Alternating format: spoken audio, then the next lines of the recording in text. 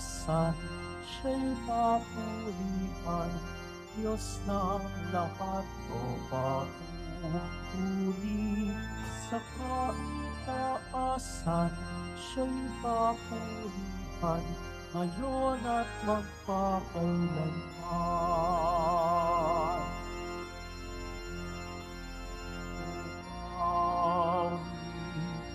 Ang daigdigan, lahat ng naroon.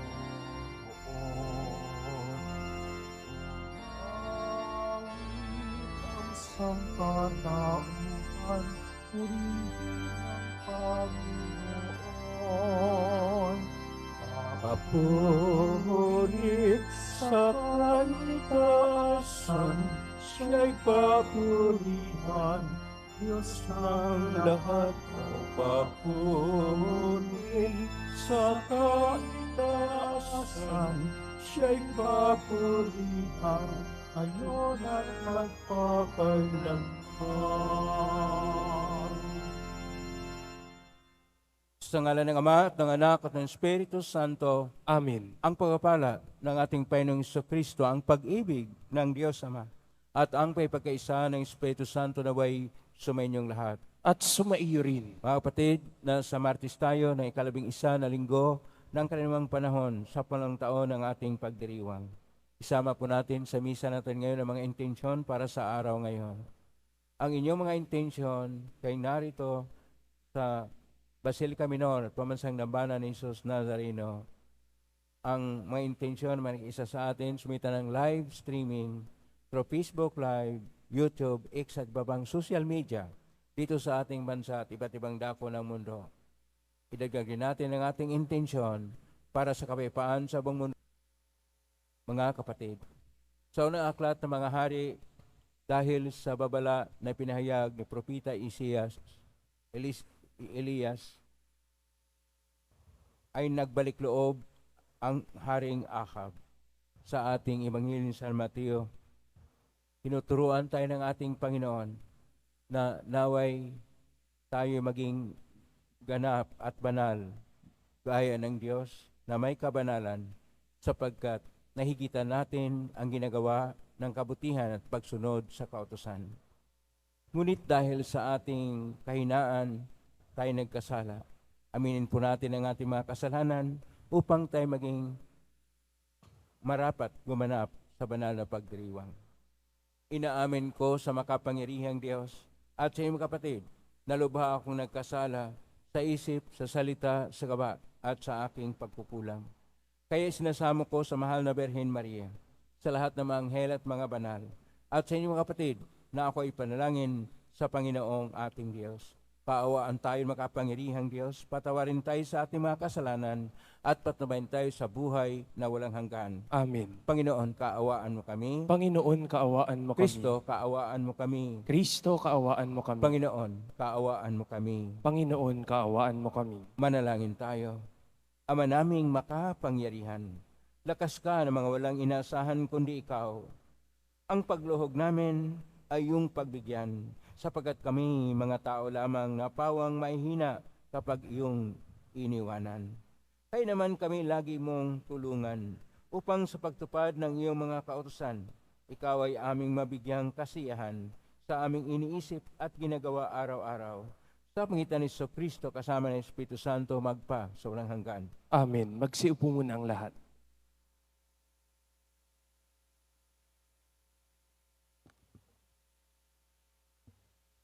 Pagbasa mula sa unang aklat ng mga hari.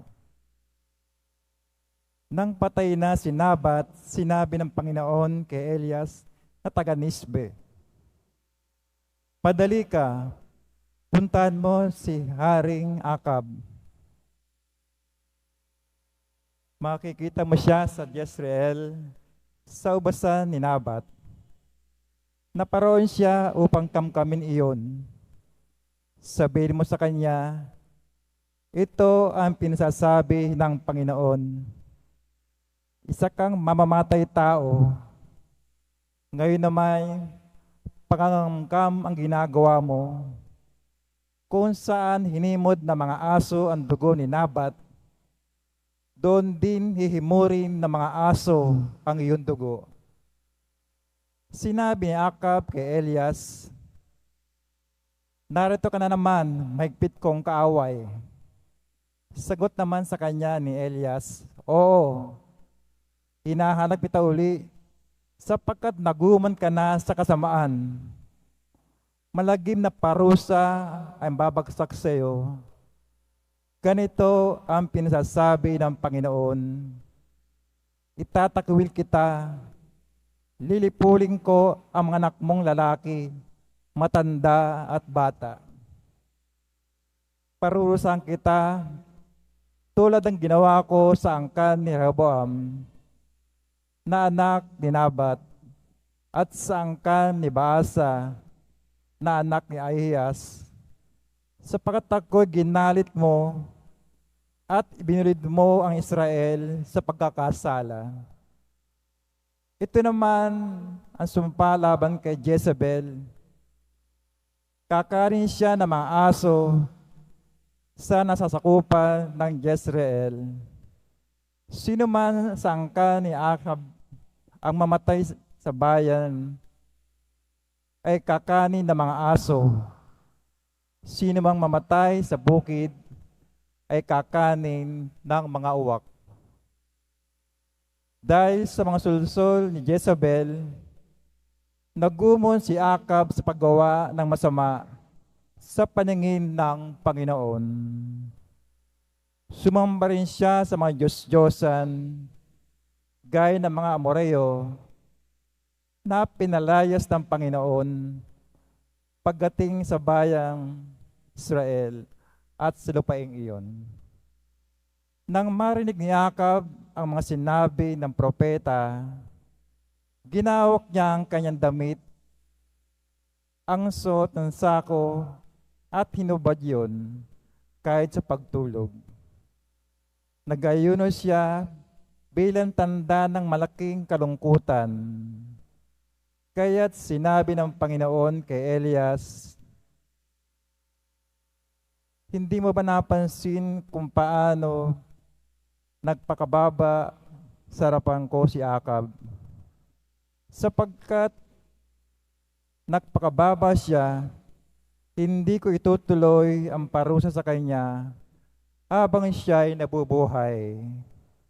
Ngunit pagkamatay niya, parurusahan ko ang kanyang angkan. Ang salita ng Diyos. Salamat sa Diyos. Poon yung kaawaan, kaming sa iyo'y nagsisuway. Poon iyong kaawaan, kaming sa iyo'y nagsisuway. Ako'y kaawaan, o mahal kong Diyos, sang-ayon sa iyong kagandang loob. Mga kasalanan ko'y iyong pawiin, ayon din sa iyong pag-ibig sa akin. Hugasan mo sana ang aking karumihan, dalisain mo ang aking kasalanan. Poon iyong kaawaan, kaming sa iyo'y nagsisuway. Ang pagsalangsang ko ay kinikilala, lagi nasa isip ko at alaala. Sa'yo lang ako nagkasalan tunay, at ang nagawa ko'y di mo nagustuhan. Poon iyong kaawaan, kaming sa iyo'y nagsisuway. Ang kasalanan ko'y iyon ang limutin, lahat kong nagawang masamay pawiin. Ingatan mo ko, Diyos kong manunubos, ang pagligtas mo'y galak kong ibabantog. Poon iyong kaawaan, kaming sa iyo'y nagsisuway. Magsitayo po ang lahat.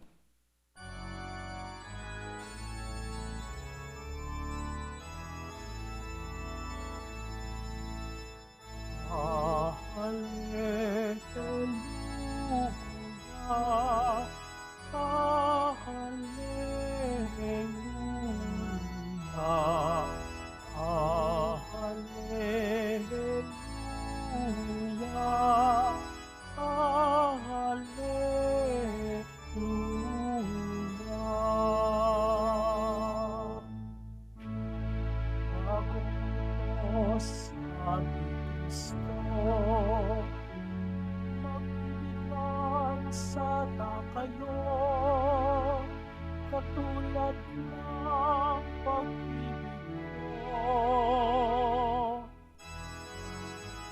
Hallelujah, Hallelujah,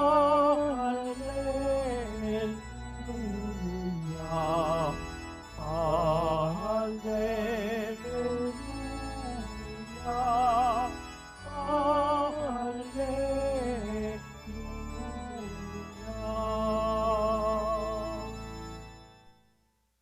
Sumainyo ang Panginoon. At sumaiyo rin. Ang mabuting balita ng Panginoon ayon kay San Mateo. Papuri sa iyo, Panginoon. Noong panahong iyon, sinabi ni Jesus sa kanyang mga alagad, narinig ninyo, sinabi, ibigin mo ang iyong kaibigan at kapuutan mo ang iyong kaaway. Ngunit ito naman ang sabi ko, ibigin ninyo ang inyong mga kaaway at idalangin ninyo ang mga umuusig sa inyo upang kayo maging tunay na anak ng inyong amang nasa langit. Sapagkat pinasisikat niya ang araw sa masasama at sa mabubuti. At pinapapatak niya ang ulan sa mga banal at sa mga makasalanan. Kung ang mga umiibig sa inyo ay siya lamang inyong ibigin, ano pang gantimpala ang inyong hihintayin? Hindi ba't ginagawa rin ito ng mga publikano? At kung ang binabati lamang ninyo'y ang inyong mga kapatid, ano ang nagawa niyong higit kaysa iba? Ginagawa rin yan ng mga hintel. Kaya dapat kayong maging ganap gaya ng inyong amang nasa langit. Ang mabuting balita ng Panginoon. Pinupuri ka namin, Panginoong Hesukristo. Magsiupo mo ng lahat. Isang mapagpalang araw po sa inyong lahat. Purihin po natin ang ating Pong Hesus Nazareno. Nasa Martes tayo ng 11 na linggo sa ilang panahon sa palang taon ng ating pagdiriwang. Ang ating pong tema ngayon ay ang pagiging ganap. Laging tunguhin ng tao na siya maging ganap. Pero kung minsan naging ganap siya na palpak at yung iba nakaabot din sa ganap na Kristiyano na kung saan sila ay naging santo. Sa salitang Hebreo, ang pagiging ganap ay Muslim at ang plural nito ay Muslimim. Pero ang ating Ebanghelyo ni San Mateo, Kapitulo 5, verso 43 hanggang 48, at versikulo 48 na sabi ng ating Panginoon, dapat kayong maging ganap gaya ng inyong amang nasa langit. Ang ginagamit po dito sa versikulo 48, Kapitulo 5, Ebanghelyo ni San Mateo na salita ay teleos. Ito rin ay salitang koinoko na Griego, teleos, na pagiging perpekto, pagiging ganap, pagiging banal. Kaya po sa Latin, ang pagkasabi po dito, istutibus perfecti, sicut et pater vester, telistes perfectos est. Naway kayong maging ganap, gaya ng inyong amang nasa langit ay ganap. At itong kaganapan ay siyang tunguhin ng tao na kung ikaw ay naging palpak sa iyong buhay, nagkasala o dili kayo nabagsak, halimbawa kagaya ng nangyari kay Akab, na kung saan pinatay niya si Nabat upang angkinin ang lupain nito sa pagsolsol ni Jezebel. At itong si Jezebel kuminsan ay isang imahin na tinatawag nilang Jezebel spirit, na ito yung mapandin lang na manunulsol sa mga nagahari upang gagawa ng mga kapalpakan, upang gagawa ng mga kasamaan, upang ang tingnan ay ang pansarili lang na kapakanan. Kaya kinakailangan ang awa ng Diyos. Kaya po sa ating Salmo 50 ngayon, versikulo 3, sinasabi, Panginoon, kaawaan kaming sa iyo'y sumusuway. At ang awa ay nasa Diyos. Ang kasalanan natin ay dapat limutin niya sapagkat puspos naman ang kanyang pag-ibig sa atin.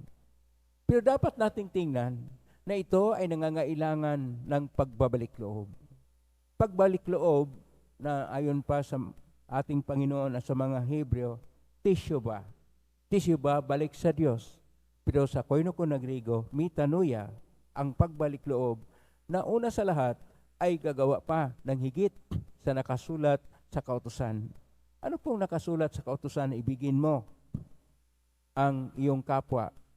Pero may nakalagay po doon na ibigin mo ang iyong kaibigan, kapwa, pero kapuutan ang iyong kaaway. Pero ang sabi ng Panginoon ay higit pa, na hindi lang yung mga kapwa na umiibig sa iyo ang dapat ibigin ang iyong kaaway. At itong pag-ibig sa kaaway at ipagdasal pa yung mga umuusig, yung mga gumagawa ng masama. Ang sabi ng Panginoon sa verso 45, upang maging anak ng Diyos. Ito yung batayan, maging anak ng Diyos. Kapag kaanak tayo ng Diyos, marunong tayong tumanggap sa ating kapwa-tao. Marunong tayong magpatawad sa ating kapwa-tao. Marunong tayong makitungo sa kapwa-tao. Pakisabi sa katabi mo, anak ka ng Diyos. Ang mga anak ng Diyos ay nagpapaganap. Hindi pa tayo ganap. Mayroon pa tayong kapalpakan, mayroon pa tayong pagkukulang, mayroon pa tayong pagtingin sa sarili, mayroon tayong kung ano-ano ang mga tinatawag nating mga kinahumalingan at kuminsan hilig na labag sa kautusan ng Diyos. Kaya kinakailangan na ang tunay na pagbabalik loob at pagbabago. Ang tunay na pagbalik loob at pagbabago ay titingnan ang pinakaugat. Ulitin ko po, pinakaugat ng ating kasalanan. At ang pinakaugat ng ating kasalanan ay ang ating sarili. Akala natin, believe tayo sa ating sarili. Tayo lang ang ganap. Hindi. Lahat tayo ay palpak. Lahat tayo ay imperfecto. Diyos lang ang siyang ganap. Kaya sinasabi ng Panginoon, naway kayo'y maging ganap gaya ng aking amang nasa langit. Tularan natin ang Diyos na Ama at marunong tayo na magpakumbaba. Hindi po kayo magiging ganap kapag ka nagmamataas ang sarili. Ang pagiging ganap ay ang pagtanggap ng ating kahinaan. Ang pagtanggap na tayo'y makasalanan. Para sa mga Hudyo, upang sila'y maging ganap, nag-alay ng mga tupa upang susunugin sa harap ng Diyos na si Yahweh. Pero hindi po yan sapat. Ang ating Panginoon mismo, siya na ang banal na kordero ng Diyos, na kanya pong inaalay ang kanyang sa sarili. Hindi na hayop ang inaalay upang bayaran ang kasalanan ng tao. Binayaran tayo ng ating Panginoong Hesukristo, tunay na Diyos at tunay na tao, na kordero ng Diyos, upang ang kanyang pagpagkasakit sa cross, ang kanyang sakripisyo na nilalarawan sa banal na misa, tayo ay maging kabahagi at maging kasama tayo sa kanyang sakripisyo na siya nag-alay ng buhay, nagbubo ng dugo upang tayo'y maligtas at maging ganap. Kinakailangan din na tayo'y tumulad sa Kanya, pasanin ang ating cross iwaksi ang pagtingin ng ating sarili. Tingnan natin ang daan ng cross ni Kristo. Atin pong tingnan ang daan ng liwanag at huwag lilingon sa anino ng kasamaan at karimlan. Bagkos, nakatutok tayo, nakatuon tayo sa ating tagapagligtas na walang iba ang ating poong Jesus Nazareno na pasan ang cross dahil sa atin. At nang ganito, maging Muslimim tayo, maging tilios, maging perpekto tayo dahil tayo'y namuhay na tumatalima sa kalooban ng Diyos at tayo'y naging ganap dahil tayo'y nakiisa sa Kanya at nakiisa sa Kanya sapagkat nagpakumbaba tayo'y at tinanggap na siya ang lahat sa atin. Kapag tayo'y naugnay sa Diyos na banal, ang kaganapan, ang kabanalan ay sumasa atin rin. Amen? Purihin natin ang Diyos. Magsitayo po ang lahat.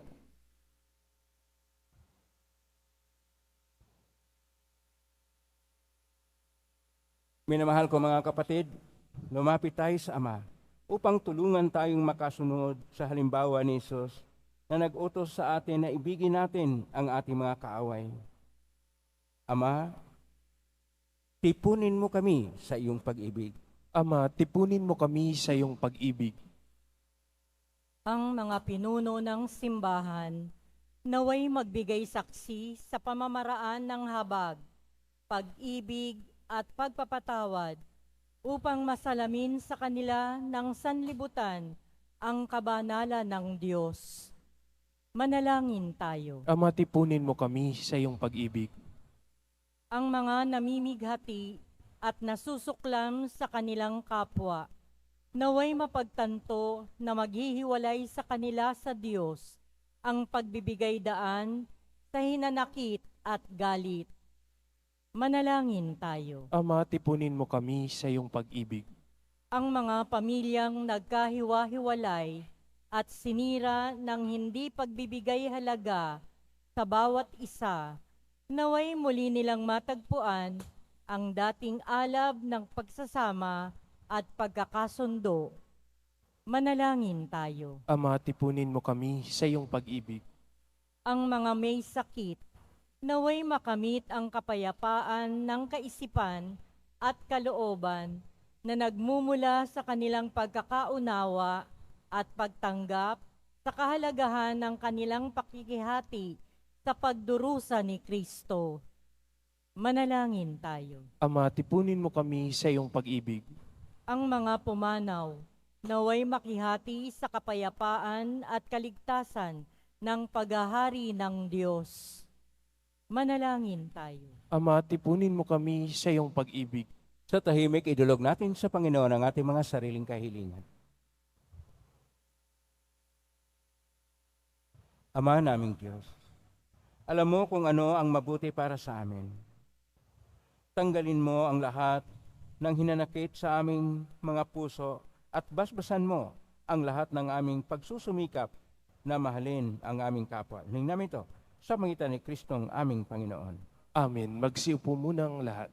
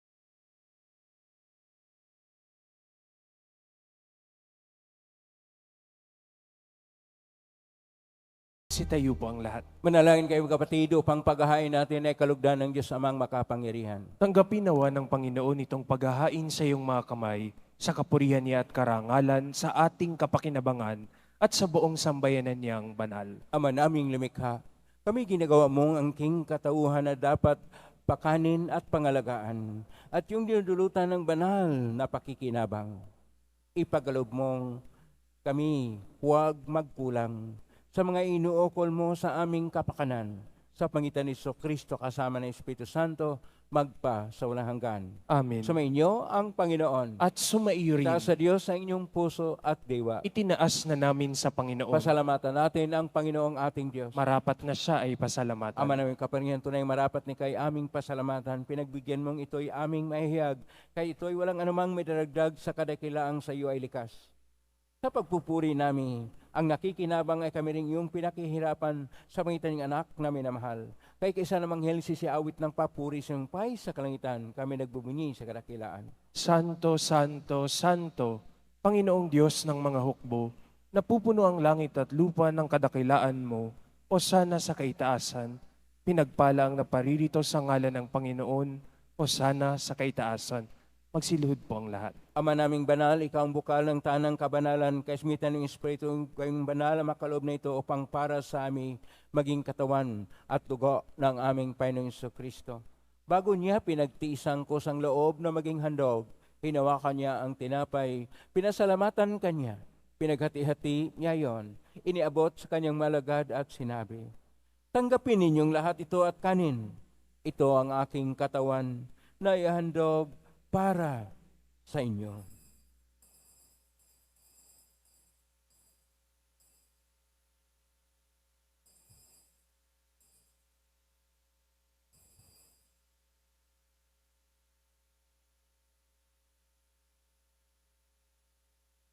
Kaya naman matapos ang hapunan, nawakan niya ang kalis, muli kanyang pinasalamatan. Inabot niya ang kalis sa kanyang malagad at sinabi, tanggapin ninyong lahat ito at inamin. Ito ang kalis ng aking dugo ng bago at walang hanggang tipan. Ang aking dugo na ibubuhos para sa inyo at para sa lahat sa ikapagpapatawad ng mga kasalanan. Gawin niyo ito sa pag-alala sa akin.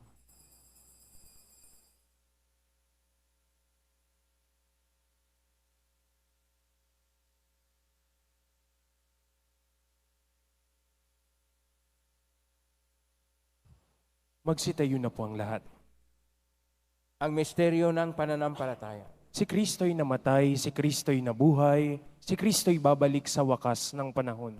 Ama, ginagawa namin ngayon ang pag-alala sa pagkamatay at muling pagkabuhay ng anak, kahit naalay namin sa iyo ang tinapay nagbibigay buhay at ang kalis na nagkakaloob ng kaligtasan. Kami nagpapasalamat. Dahil kaming minarapat na tumayo sa harap mo para maglingkod sa iyo. Isinasamo namin kaming magsasalo-salo sa katawan at dugo ni Kristo ay maabuklod sa pagkakaisa sa pamagitan ng Espiritu Santo. Ang malingapin simbahang laganap sa buong daigdig. Pususin mo kami sa pag-ibig kaisa ni Francisco na aming Papa at ni Jose na aming Obispo at ng Tanang Kaparian. Alalahanin mo rin mga kapatid naming nahimlay na may pag-asang sila'y muling mabuhay, gayon din ang lahat ng mga pumanaw. Kaawaan mo sila at patuloyin sa iyong kaliwanagan.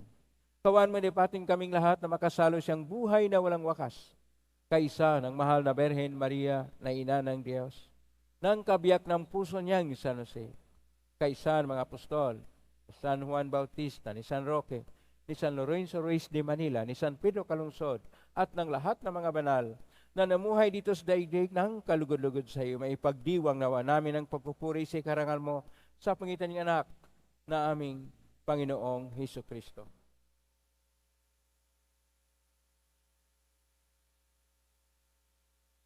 Sa pamamagitan ni Kristo, kasama niya at sa Kanya, ang lahat ng parangal at papuri ay sa iyo, Diyos Amang makapangyarihan, kasama ng Espiritu Santo, magpasawalang hanggan.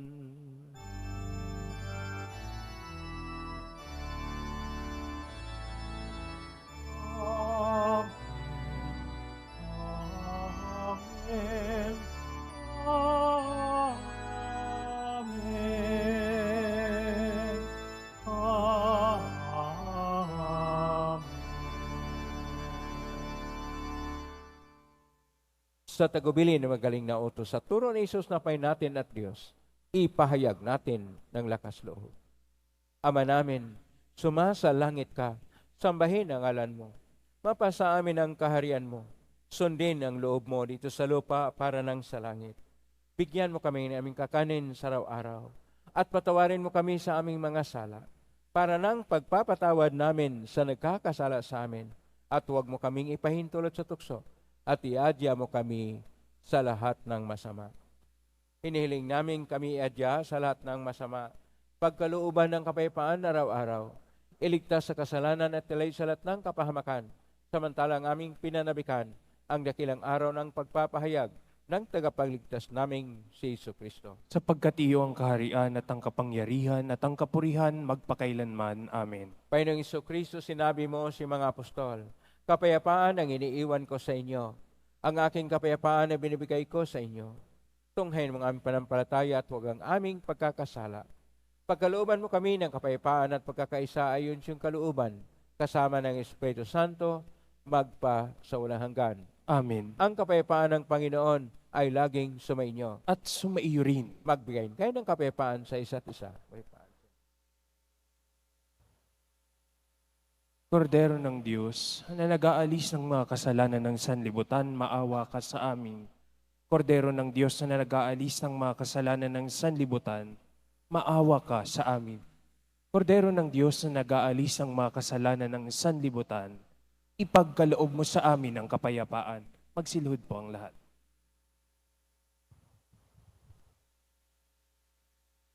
Ito ang kordero ng Diyos. Ito ang nag-aalis na makasalanan ng sanlibutan. Mapalad ang mga inaanyayahan sa piging ng kordero. Panginoon, hindi ako karapat-dapat na magpatuloy sa iyo. Ngunit sa isang salita mo lamang ay gagaling na ako. Katawan ni Kristo. Amen.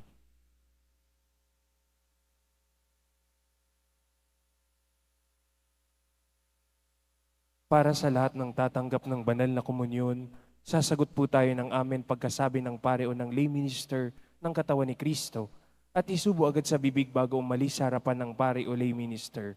Sumunod po tayo.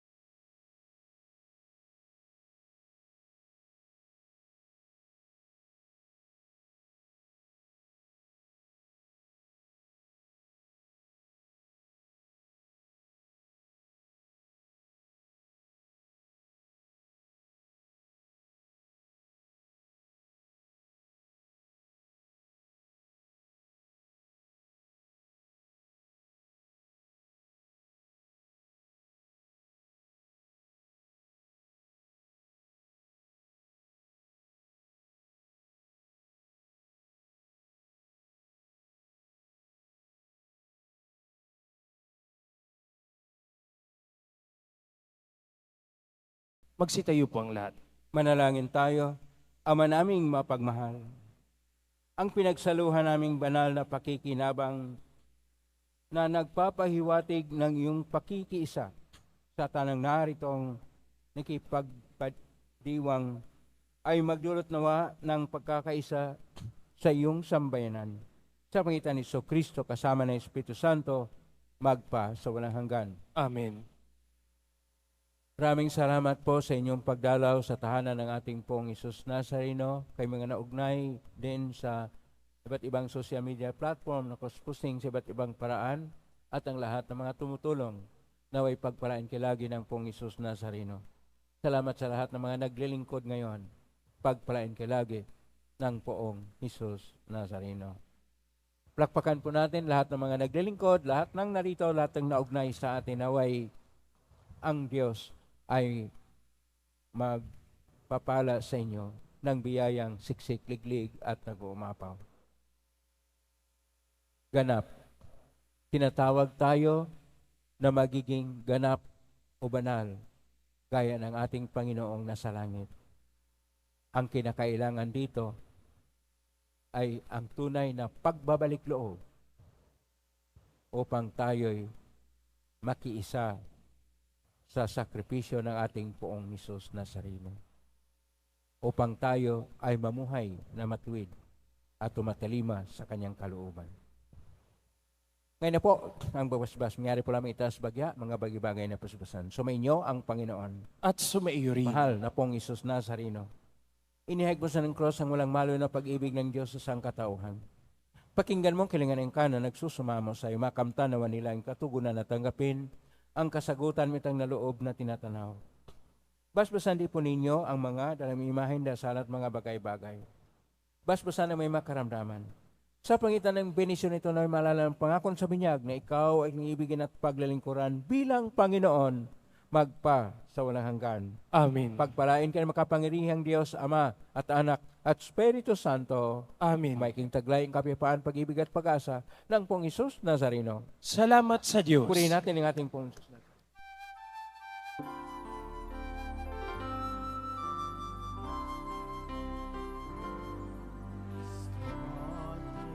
Jesus Nazareno, sinasamba pa namin. Pinipinto ka namin, aral mo ang buhay at kaligtasan. Kristo Padre Jesus Nazareno, iligtas mo kami sa kasalanan. Ang puso pinamatayahan ay sa isang ng pagkaligtasan. Kristo Padre Jesus Nazareno, hinalahan ka namin. Kristo Padre Jesus Nazareno,